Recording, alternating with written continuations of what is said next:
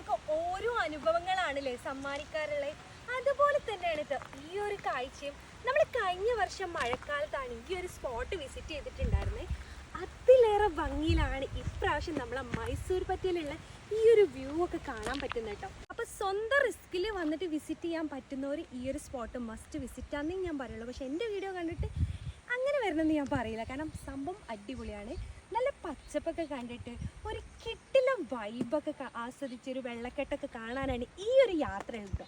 അപ്പോൾ ഈ ഒരു പോകുന്ന വഴിയൊക്കെ വഴിക്കാൻ നല്ല ചാൻസ് ഉള്ള ഒരു ഏരിയ ആണ്. അപ്പോൾ അതുകൊണ്ട് നമ്മൾ ഒരു കുന്തൊക്കെ കയ്യിൽ പിടിച്ചിട്ടാണ് ഇറങ്ങുന്നത്.